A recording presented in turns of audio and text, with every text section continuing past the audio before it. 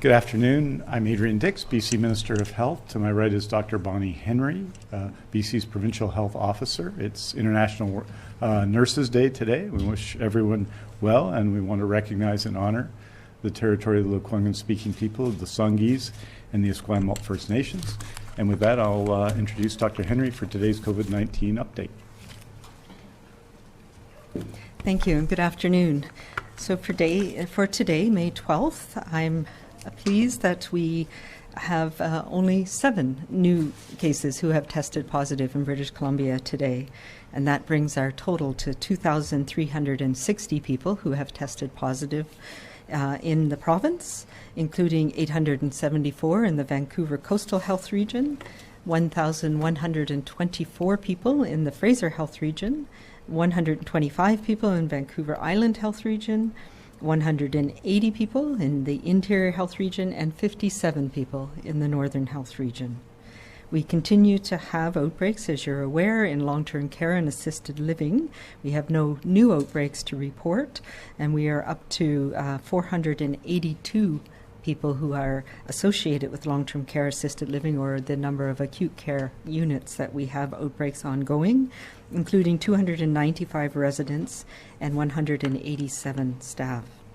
We also have no new community outbreaks to report today.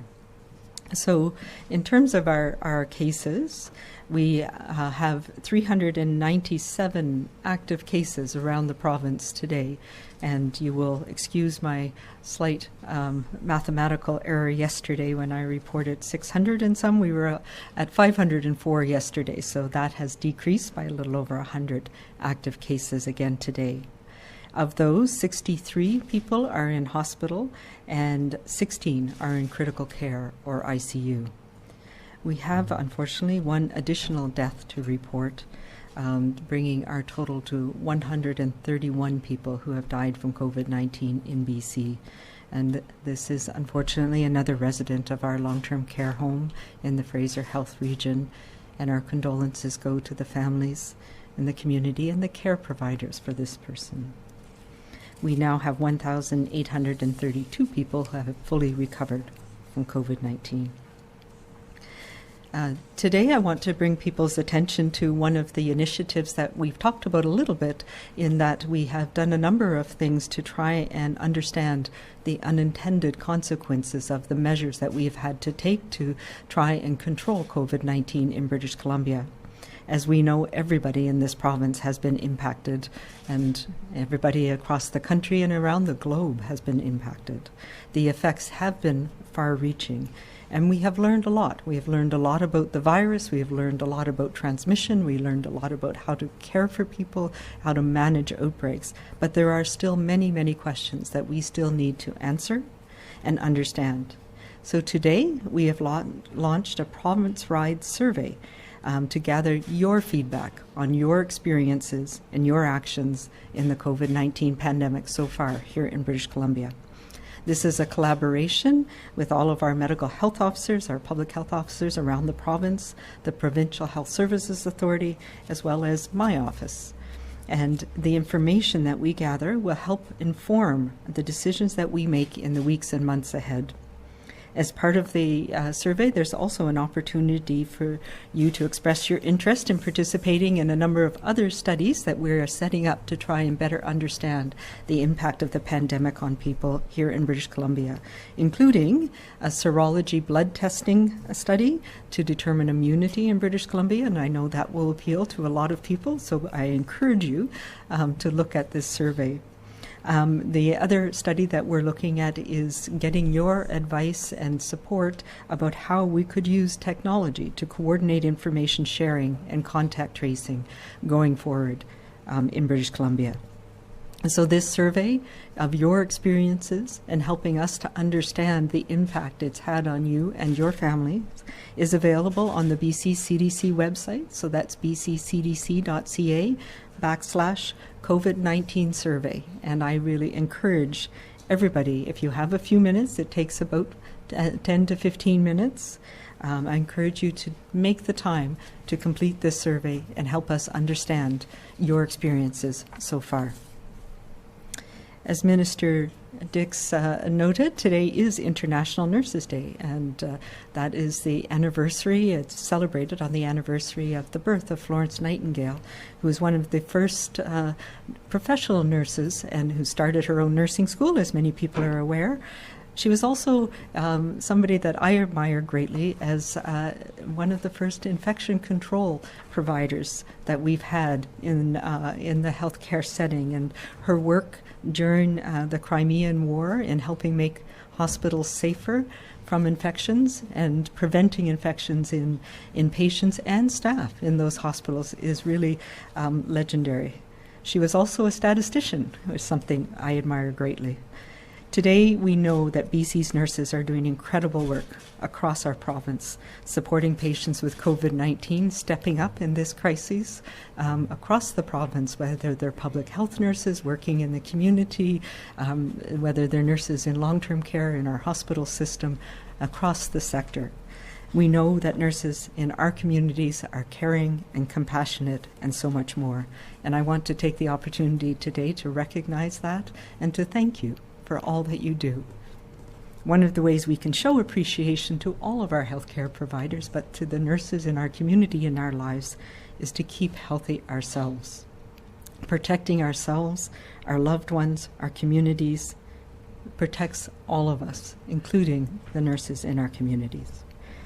And I just want to say a small quote from Florence Nightingale. As I said, she's somebody that I admire greatly. And she did say, "It may seem a strange principle to enunciate as the very first requirement in a hospital that it should do the sick no harm."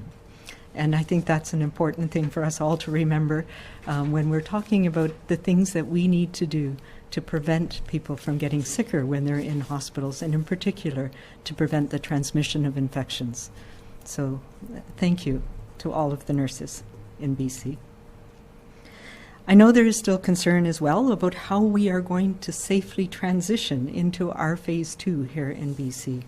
And many are understandably keen to get back to work, and just as many, from the notes that I receive, are fearful and they're concerned. They're concerned that we're going to see a surge in cases, that we're going to end up undoing the work that we have done.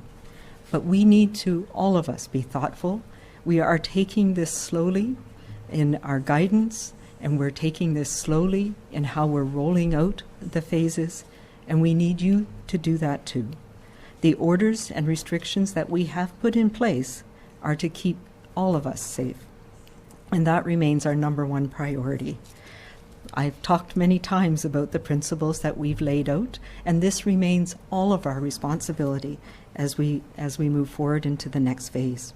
We know that WorkSafe BC and the public health community are working on guidance for a number of sectors, and it's going to take us time to roll those out to support you in being able to move forward as these orders are lifted. So this is the new start of our new phase, but it will take time, and we will continue to be measured and thoughtful in how we do this. We can safely restart our province, and it is incredibly important that the heart of that is controlling this virus. For us to get our society moving again, our economy moving again, we need to maintain control of COVID-19. So we all need to continue to do our part. That means cleaning our hands regularly, covering our mouth, and wearing a non-medical mask in those places where we have to be in close contact with others, perhaps. It means keeping that safe distance and keeping our germs to ourselves. It means staying home and away from others if you are sick. And together, we can make it through this. We can continue to be safe. We continue to be kind and to be calm, and we will make it through into the next phase.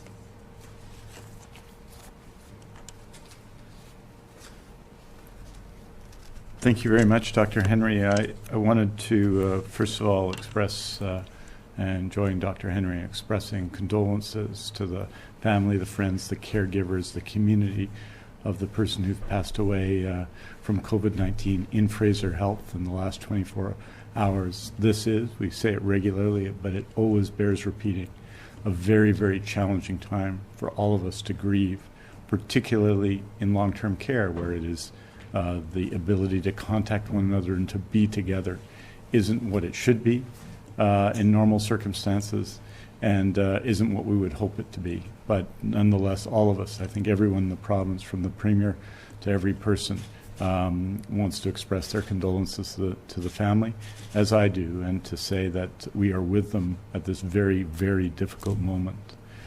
Today, in terms of number of cases, is a low day in British Columbia. There were 7 cases. That makes 2,360 in total. As Dr. Henry has said, 63 of those hospitalized. Just to put that in context, that's 36 in Fraser Health, 2 in Interior Health, 1 on Vancouver Island, 2 in the Northern Health Authority, and 22 in Vancouver Coastal Health, and 16 in critical care. And in our hospital system, and you can see this in the numbers over the last few days, our number of beds available, including the extra beds we've added, especially in critical care in this time, are 3,760 empty beds, but occupancy is up to 66.3%. Occupancy in critical care is still under 50% at 46.2%. What shows some of the return to normalcy that's going on in the hospital system, and this just is the 5,354 visits to emergency rooms that hospitals across BC received yesterday. This is the highest numbers since March. As you'll recall, March 9th, which is about a typical number, there were 6,559 visits. That was reduced to 2,995 visits on April 6th, and we are now significantly above even the 4,500 to 4,600 we've been in the last number of days, and that reflects, I think, both a return to a little bit of normalcy in the healthcare system, and that people are feeling confident about visiting the emergency room, and if they need to be in an emergency room. And we've made significant advances in virtual care, I think, even in this period, but if they need to go to the emergency room, there is a place for them there. Tomorrow I'll be updating everyone, both the numbers of urgent surgeries that have taken place during this pandemic, and also an update on the progress we've made in contacting people around BC since we relaunched the surgery plan last week. I wanted to join Dr. Henry in encouraging people to take part in the survey seeking input from citizens on the response to COVID-19. The survey is called Your Story, Our Future, and it shows what we've known from the beginning, which is that your story and your efforts and everyone's effort in BC has had a lot to do with the results and a lot to do with our immediate future. It will help us gather valuable information about how COVID-19 has impacted the people of BC, and it will also assist us as we continue to deal with this in the days and weeks and months and indeed years to come. Local data are essential for communities for public health planning, and they equipped our team of medical health officers across BC to support health and well-being as we learn and live with COVID-19. It takes about 15 minutes online. It's just one more step that you can take to help your fellow citizens, your community, your healthcare system to respond in these difficult times. We always need to learn. That's what we've discovered regularly, both from Dr. Henry and myself to everyone in the system. We need to learn and prepare for the future, and you can help us do this. So I want to repeat where you can take the survey online. It's at bccdc.ca/COVID-19 survey. It is currently available in English, Simplified Chinese, and Punjabi. For those of you who cannot complete the survey online or need assistance in another language, you can take the survey over the phone. You can call 1-833-707-1900 7 days a week between 8:30 a.m. and 4:30 p.m. Assistance is available in 150 languages. And as Dr. Henry has said, at the end of the survey, you'll be asked about your interest in taking part in 2 future initiatives. One, a serology survey to help determine immunity across the population, and there is considerable interest in that, and the planning for digital tools that will help identify and manage COVID-19 infections in your community in the future. And I encourage everyone to take part in that. I wanted to also bring you up to date on the issue of PPE, which we've done every Tuesday. We're continuing to make sure that healthcare workers have the PPE they need to protect themselves, each other, and their patients. As with previous Tuesdays, I want to update you on where we were as of last Tuesday, which includes over 3,750,000 N95 respirators. And I want to note that 63,000 of those are from the federal government's bulk procurement. Over 3 million surgical masks, which are our efforts, plus 146,000 from the federal government's bulk procurement. Close to 1 million pieces of eye protection, of which 44,000 are from the federal government's bulk procurement, almost 6 million pairs of gloves, and several 100,000 gowns. Today, I can tell you since that time, since last Tuesday, we've received an additional 44,000 3M N95 respirators, 85,000 alternate brand N95 respirators, which are, as noted before, subject to testing, 324,000 surgical masks, over 5 million pairs of gloves, close to 100,000 pieces of eye protection, and over 500,000 gowns. As always, any product we receive that isn't from a previous vendor will be tested and assessed before it gets into the healthcare system. We are also testing any alternative N95 respirators received from the federal government. Beyond our testing process, we're keeping very close contact with Health Canada and other jurisdictions as they receive PPE and test it. We're sharing information so that we can help each other to know more about which vendors or products are acceptable. Once again, I'm able to say that BC is testing and establishing a contingency of alternative products. We have not had to put alternative products into the healthcare system at this point. With the decline of COVID-19 in BC, we believe we'll be in good shape to continue to protect our healthcare workers with the steady supply we've received from our traditional, familiar vendors. I want to, just on two further points, thank Dr. Henry and my colleague MLA Norm Letnick for a very successful virtual town hall last night. We had close to 30,000 people tuned into the call, which is great, and it's a real reflection of the assistance and the work that MLA Letnick, Norm Letnick, the Liberal health critic, has made and contributed, as has the Green health critic, Sonia Furstenau, to our efforts in BC. I wanted to say finally that getting positive results here, getting a reduction in the number of cases is, of course, something that we're satisfied with, even pleased with when it happens, but it doesn't happen every day. Over the last week, we've also seen that modeling data has shown our progress in the COVID-19 fight.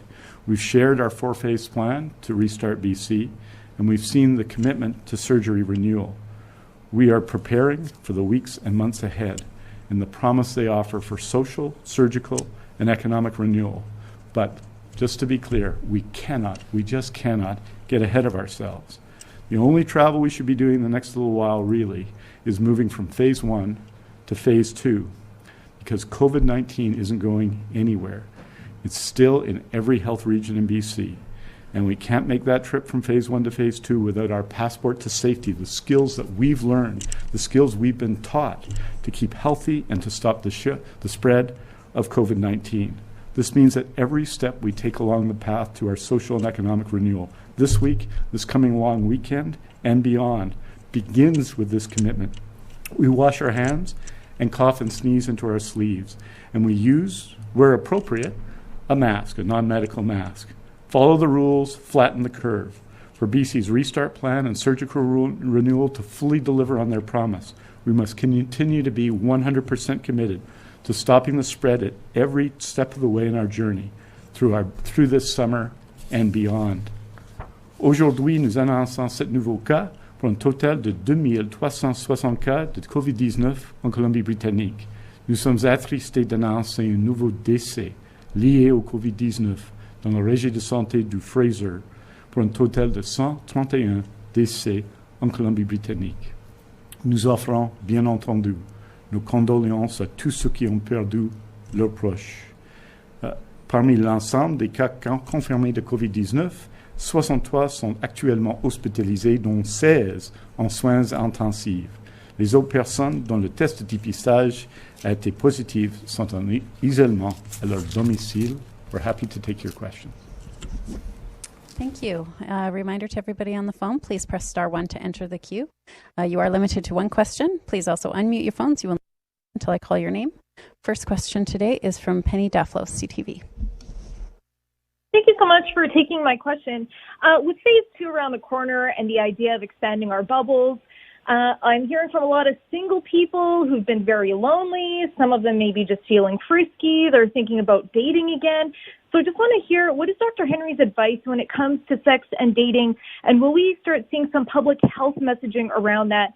Because I think there's a lot of confusion, concern. Are people still allowed to see each other? I know other jurisdictions say kissing is the highest risk.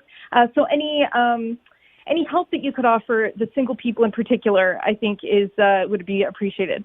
Yeah, I know it's an incredibly challenging time for all of us, and when we don't have a ready-made people within our bubble, it can be even more lonely. And I think many people have adapted, I know, to online and to talking online and to having encounters online that can be quite helpful in that regard. I would say, now's the time that we need to be careful. We're not out of that place where coming together in large groups is going to be safe for a while. But yes, we can look at how do we connect with people, those people that we have been talking to online. These are our opportunities, but we need to be very careful about it and cautious about it, and make sure that we do follow the guidance around, cleaning our hands, etc. I think the really important thing, and I'm laughing a little bit because I'm thinking of some of the young people in my life who are concerned about missing some of the occasions that they might meet others. And yeah, we can do that. We have to do that. We're social people. We need that. But let's do it in small, thoughtful ways. And also, let's be really concerned about ourselves. And if we are feeling unwell or under the weather, put it off for another day. That's the really important thing right now. I also will say that, we've seen lots of people outside, and one of the people that in my life remarked to me that, now that we can't go to bars and clubs and things, going out to the park and sitting at a distance and having picnics, those are the new romantic things people are doing. And, that's an okay thing too. So let's find those opportunities to meet each other safely. And if you happen to pull somebody else, find somebody that you want to spend more close time with, then make it your own connections. Thank you. Next question is from Rob Shaw, Vancouver Sun. Oh, hi, Dr. Henry. Washington State has proposed, or mandated actually, that if a restaurant is going to reopen, it has to keep a daily log of all the customers, their telephone and email contact information, and keep that for 30 days to help with contact tracing if there's an outbreak. Is that something you would expect to see here in BC? Yeah, that is something that we've seen in other situations. So, we have those requirements for places like, massage places, spas, other places where you can understand who the customers have been. I think that's a really good idea. I haven't seen the details of the BC Restaurant Association proposals, but that type of thing that helps us understand who might have been in close contact with others is something that's important to help assist us going forward. So I think that's a really good idea. Next question is from Tanya Fletcher, CBC. Oh, hi, Dr. Henry. You touched on this a little bit yesterday, but with more jurisdictions mandating the use of masks while out in public, you stayed away from making that a formal recommendation before. You seem to be more in favor of that now, and many of your guidelines to sectors include wearing a mask. Businesses beginning to reopen, some are requiring customers to wear a mask, others are not. Are you concerned there might be confusing or inconsistent messaging around that? Yeah, I really don't believe we should be requiring it. There are many reasons why some people cannot wear a mask, a face covering. People who have certain respiratory illnesses, it can be very challenging and can cause breathing problems, etc. And we know that it's not possible for young children. So I do think it is something that we can do, particularly short term for those periods where we can't maintain those distances and it may be crowded. The more important thing is if you are somebody who has challenges wearing a mask or who has respiratory illness, avoiding those situations, so we need to have those sort of layers that allow us to do things safely. So if I'm somebody that is at higher risk of having illness, wearing a mask is not something I'm able to do, then maybe I go in the early mornings when there's special hours for people who are seniors or more at risk. So those are the types of things we need to think through. And yeah, it is challenging. As I've mentioned before, our thinking around the value of non-medical masks has changed, and it's changed globally. Although I will say, we need to remind people that it's actually not for my protection that I'm wearing one. It is to keep my secretions in. So if I'm able to do that and to make sure that I can cover my mouth and clean my hands and not get close to people, then, for most situations, it's not needed. It is, in many cultures, a sign of respect. And I think that's important too. So we shouldn't be stigmatizing people either for wearing them or for not wearing them, as long as we're able to maintain our safe distances and the other measures that are important to be put in place. So the bottom line is it is a measure.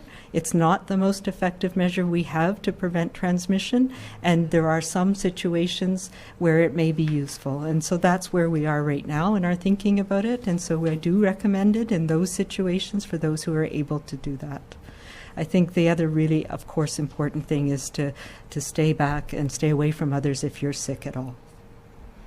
Next is Farhan Lauji, TSN. Hi, Dr. Henry. Thanks for taking my question. It's regarding the possibility of the NHL coming to Vancouver and British Columbia as a hub city to restart play. I know that Premier Horgan is going to be speaking to NHL Commissioner Gary Bettman tomorrow. From your end of things, how concerned are you that if the NHL does come to Vancouver, that it might put some undue stress on the medical system, particularly as it pertains to testing available for the general public? And also, another league official has suggested that if one positive test came back, it wouldn't necessarily shut the whole thing down. Do you see that as feasible? Yeah, so, there's a lot of ifs around this. In theory, I think it's a really great idea. Of course, it will depend on timing, where we are in our phases. I also think that I would need to see a very detailed plan of what their expectations or how they will meet our requirements. Right now, there's no changes that we are foreseeing in requirements for self-isolation for people who've come into BC from outside the country, so that would need to be taken into account. The ability to monitor, to care for people, to make sure that testing is available, and it would be part of my criteria that it would not have any impact on our ability to test here in BC or for anybody in British Columbia to get the testing, the assessment, or the care that they need. So we do need to monitor it very carefully. I have not yet seen a proposal that of those types of details.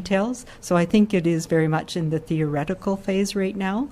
But, I think we could look at the probabilities and the possibilities if and when they come forward with a proposal.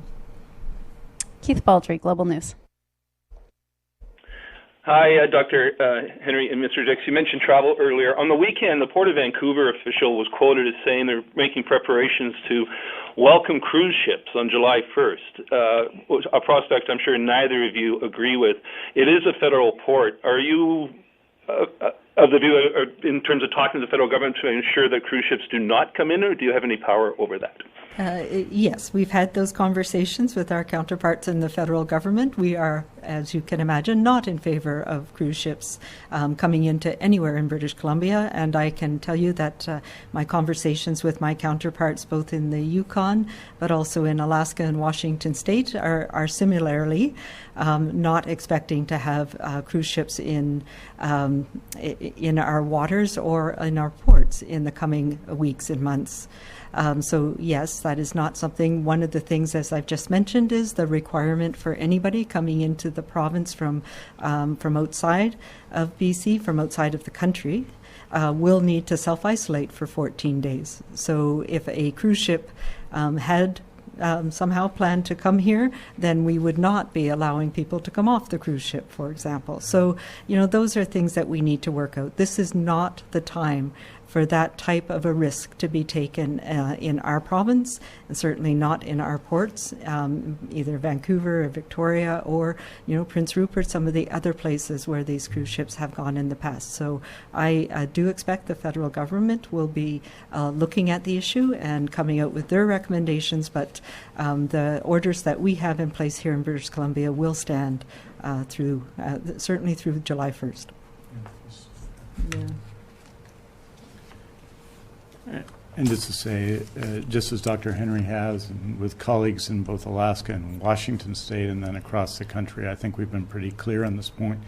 You'll recall back before really at the beginning of March, we suggested that this was not the year to be going on cruise ships. I think all of the evidence shows that that was at least one correct piece of advice, of hopefully more, but one correct piece of advice that people shouldn't at that time get on cruise ships. I don't think anything substantially has changed, and I think if people are planning that kind of travel, I know there are many people who are dedicated fans of cruise ships and going on cruise ship vacations that really, I think all of the evidence tells you this is not the summer for that the rules that we are applying to everyone will apply to cruise ship passengers as well.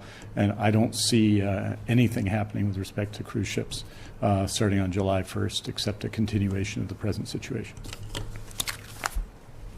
Next question. I will note as well that there are still Canadians and others who have been working on cruise ships who continue to remain unable to dock in places around the world. And so, the whole challenge that we have had about infections of COVID-19 in cruise ships continues and is not yet resolved from the previous months. So. Next question is from Marcella Bernardo, News 1130. Hi, I'm going to try to sneak in two questions if I can. First to Dr. Henry, it wasn't long ago that I asked you about wet markets, and that's making headlines again in the news. Just how concerned are you about the opening up of wet markets in the world, not just in China, but all over the world? And also for both of you, if you can talk about the border control, the film industry has been asking for possibility of easing up border regulations for isolation so that especially actors don't have to wait 2 weeks to isolate themselves when they need to work on a project for only a couple of days. Has there been any discussion about possibly easing up restrictions for that kind of work? Yeah, so in terms of wet markets, I think there's a couple of things around them. They are markets that have been traditionally around the world in many different countries, as you mentioned. We still have some ability for small numbers of live animals, chickens, for example, in some communities here in BC to be used at home and slaughtered at home.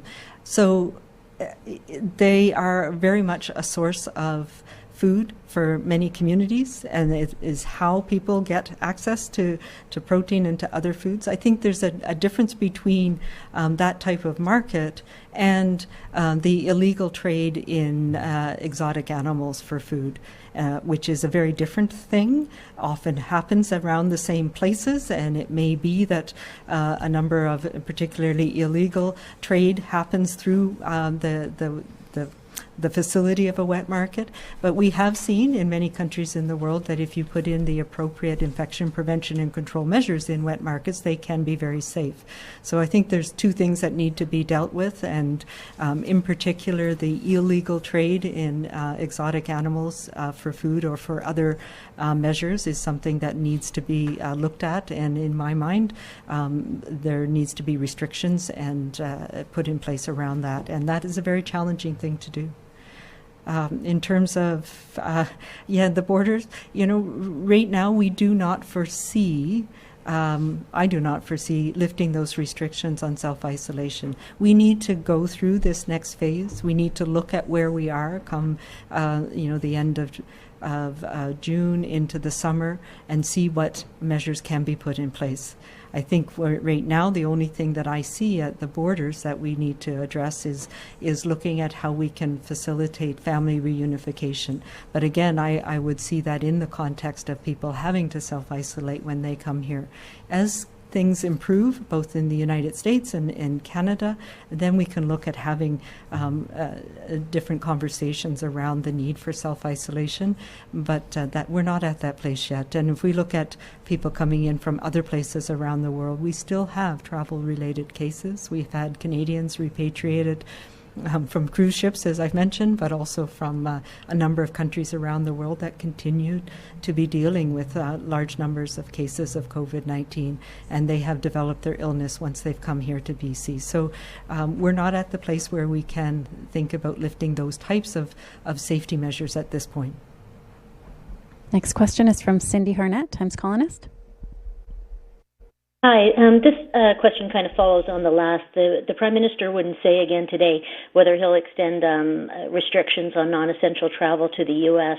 After May 21st. So what is BC's concern on that front? Minister Dix, you said that you might be talking with provincial counterparts last night, and maybe what came of that? Last night, just as the Premier had, we made our position clear that the prohibition on non-essential travel has to continue into the future. And we've made that clear to the federal government. I know they're working on it. They work on those issues with the United States government in practical terms, but it would be absolutely unacceptable after the enormous sacrifice people in BC have been placed to take this risk right now. I'll just remind everyone, today especially, we are still in phase 1 of our response. We are moving to phase 2. But the risk remains very high across the province. And so we have to be prudent. And this is one of the steps we strongly believe in. It's why in British Columbia and in British Columbia alone, I think right now there is the kind of enforcement and support for people self-isolating who are returning to British Columbia and to Canada from outside of the country, why we've continued to do that, why that, which has been led by provincial public servants, is so important to us, because we know that there have been cases of people who have come in those circumstances and have tested positive for COVID-19, and it's desirable that people do that while they're in self-isolation. And secondly, it shows our commitment to the idea of stopping the spread in every way that we can. So that's got to continue, and we're hopeful and supportive of the federal government's efforts to see that continues, but BC's position could not be more crystal clear. It cannot change now. Next question is from Moira Witten, the Tyee. Hi, good afternoon, Dr. Henry. Thank you so much for this update. My question is about a letter that was released today from a coalition of a couple of dozen mental health and legal advocacy organizations, hoping for more information about potential outbreaks or the discharge circumstances for patients in psychiatric units and facilities in the province. Are there any current or past outbreaks in these units, and would there be a threshold you would report these if there were an outbreak in the future? Yeah, so I'm aware that there has been concerns about outbreaks, particularly in psychiatric facilities in other countries. There have been no cases that I'm aware of in any of our psychiatric units in British Columbia, and certainly no outbreaks that we're aware of. And we do have important measures in place to protect everybody in all of our facilities, but in particular recognizing the challenges that can be faced in some of the units or wards that are dealing with people with both mental health and substance use issues. So there are special provisions being made in those places to ensure that if needed, people are tested, that they can be isolated, that people have the support that they need. I know one of the challenging things, of course, has been that we have not allowed visitors, and that can be very challenging for people who are dealing with their mental health issues in a hospital setting. And so it again goes to the importance and the value that our healthcare teams, our nurses and physicians and aides in those settings are doing to support those people going through this unprecedented crises and having to deal with those issues of separation from supports as well. Lisa Cordasco, CHLY. Thank you. I hope that both Dr. Henry and Minister Dix can respond to my question. How concerned are you with the conspiracy theories related to COVID-19 that are circulating on social media platforms and are being played out in protests like the one in front of St. Paul's Hospital last Sunday? And are there any steps that you're planning to push back against it, or do you just see it as a fringe group that's very small and is best ignored? Yeah, it's really challenging because there's a lot of stuff out there that has a bit of truthiness to it. And I know people send me lots of things that they think are the conspiracies that, there's a number of people who call themselves physicians in a number of different places, particularly from the U.S., who have put out information that they believe shows things like comes from a lab, clearly, that staying at home somehow makes our immune systems weaker. It's very challenging. And one of the ways that I think is very important is the fact that we do come out here and provide you with the information that we have. I provide you with as much as we know and encourage people to go to reputable sources of information. So the Health Canada website, the Public Health Agency of Canada, our BC CDC website are sources of truth. And you can go from there to other links. The BC government COVID webpage has information as well. And there's a number of people that have been trying to address some of the misinformation out there. I think it behooves all of us to take a deep breath, and when something comes out that is wildly out there and seems to be credible, sometimes when we're not around our usual people, when we're self-isolating, we don't have somebody to bounce those ideas off of. We put it out on social media right away, and that's a way that we know we can connect with people, and many people will be are looking for that reason, looking for an answer that makes sense to them. And we see that as well when people are going through the anxiety and the fear that something like a new outbreak of a new disease happens. So I would just say, the mantra that I say all the time, we need to be calm. We need to take a deep breath, take a good look at it, look at some reputable sources of information, and that will help us find the right way forward through this.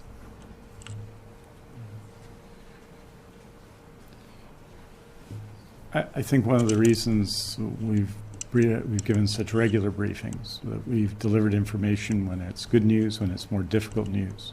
We've acknowledged the price of COVID-19 in BC. I think we should just reflect on that. 131 people have passed away. Many people have suffered the very serious health difficulties that come with COVID-19. People have lost their work and so on. I think we owe it to them to be respectful of truth, and to be straightforward with the evidence. And that's what we're trying to do here. I really encourage people not to encourage it, even by reacting to people who are taking steps that are designed to produce a reaction. I am very proud of British Columbia. This is a long time behind us now. It feels like a long time. It was 3 or 4 months since we started, since the emergency response to COVID-19 started in January in BC. In that time, people have come together. People in the legislature have come together. Last night, we hosted our event with Norm Letnick. We've hosted events with Sonia Furstenau from different parties in BC. People have come together to provide the information, to support each other in this time. And there are always going to be people who want to pursue another agenda. But I think what we have to think of is all those people who have had their surgeries canceled, all of those people who have not been able to see their loved ones, all of those people who have had to struggle in self-isolation and recovered from COVID-19. To be true to them, we have to be true to ourselves and continue to act to protect one another, continue to follow, not bend the rules, continue not to see this as an opportunity to do anything else but come together and support one another. I'm very proud of our province and its response to it, and I don't think the attention that's paid to a very small number of people in BC, frankly, is necessarily warranted. I think we've got to be careful not to, in our reactions to things, raise them up too much. I think the truth is, Lisa, that we've seen an extraordinary response from BC, and one that we can all be very proud of. Next is Richard Zussman, Global News. Just to follow up on a few things from earlier in the call, Minister Dix, are you concerned about this perception out there of this double standard for the NHL, that while people are being told, stay at home, limit your contact, there's thoughts of a big organization coming to British Columbia and bringing with it hundreds of people? And to Dr. Henry, to the first question, the kissing part, is that something that people should be concerned about, spreading the virus through kissing? Okay. I got the easier question. Thanks, Richard. No, I don't think so. What we're going to do is when there's a plan, if there's a plan, and right now there's a lot of interest, obviously, for people who are fans of professional sports. It's been a long time since the major leagues have operated, since the Western Hockey League has operated, since the baseball season. All these things have happened, so there's a lot of interest in this area. But what's going to happen is that, as in every other case, as in every other industry, we have to assess real plans and work together to ensure that everybody is safe. And that applies to the NHL as it applies to every single other organization. And that's what's going to happen in BC. And I'll turn it over to Dr. Henry. I will say, I'm not going to compromise safety for any organization, whether it's the NHL or anything else, as much as I love hockey. And I will say I miss the Victoria rain as well, and I hope to see you again sometime soon. In terms of kissing, yes, absolutely. This is a respiratory virus that spread through droplets. So yes, we've seen it with other diseases that can be spread this way. So yes, I would expect that if somebody was sick with it and they were kissing somebody else, they could actually quite effectively pass it on that way. So it is the close contact that can happen. So that's why I guess I didn't say it quite very clearly, but if you are going to start a relationship with somebody, this is not the time to do rapid serial dating, okay? So pick somebody, see if it works, and then take your time. If you're going to be pulling them into your small circle, then make sure that you're the only one in their circle as well. And we talk about the contacts and the fact that if the people I have contact with, it means that I'm contacting their contacts too. So if there's somebody who has been with a whole bunch of other people, then my risk would go up that they might be infected with this. And we know that people can transmit it early on in their illness when they're not realizing they're sick themselves. So I think we all need to take a little bit of responsibility right now, coming into the next few weeks particularly. We are seeing this decreasing in our community, but it is still here now. So we need to take extra precautions, making sure that we're staying away from others if we're feeling the least bit ill, or if we've been in contact with somebody who's ill, then we need to keep our distance and keep our germs to ourselves for a while. We have time for one more question this afternoon. A reminder to everybody on the phone, if you did not get to ask a question this afternoon, there will be a statement released later today with all the information covered. For recommendations on protecting families and communities from COVID-19, visit bccdc.ca. For non-medical questions about the province's COVID-19 response, visit gov.bc.ca/COVID-19. And for a full listing of the Provincial Health Officer's orders, visit gov.bc.ca/PHO guidance. Last question is from Dominique Levesque, CBC Radio Canada. Hi, I'd like it in English and in French. So, Dr. Henry, Tofino is asking BCers not to come to their small town because of COVID risk, but in Ontario, Niagara is, on the contrary, asking Ontarians to visit to support the local economy. So what do you recommend to people in the province in terms of travel in the province as the summer months approach, businesses reopen? Is it okay to travel locally, or should we all stay in our own cities for the whole summer? Yeah, no, I think it's a matter of progression and timing.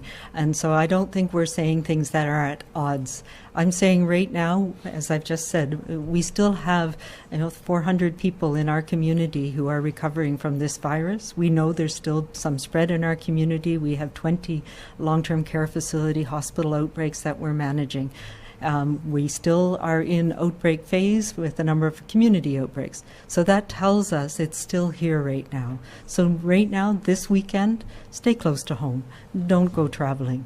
I absolutely think that as we continue to take the measures we're taking, that we're all doing together, and if we safely, gradually open up our businesses, our economy as we're going into the end of May and into June, then we need to look at this. We need to support our businesses in smaller communities, but we need to do it in a way that is protective as well. So if I own a summer cottage in a small community, let's go there, but let's not overwhelm that system. Let's bring our food with us so that we're not creating lineups and havoc at the local grocery store, particularly when we know that it can be a challenge to restock sometimes over the coming weeks and months. But I do think, I've said this before, we need to think about having our summer vacation in BC. We have many beautiful places here in BC. So let's look at BC for people in BC this summer. That's a way that we can keep each other safe, that we can support our local businesses, but we need to do it in a measured way and being mindful of the constraints that we have in some of our smaller communities. I will also say we need to be very mindful of our Indigenous communities, or the Indigenous communities in BC and the First Nations communities in BC, many of whom are understandably wanting to protect their own communities in ways that may seem different for us, but their decisions, and we need to support those decisions. So don't think about going to a First Nations community unless you're invited. And I think that's something we need to be very sensitive through the summer as well.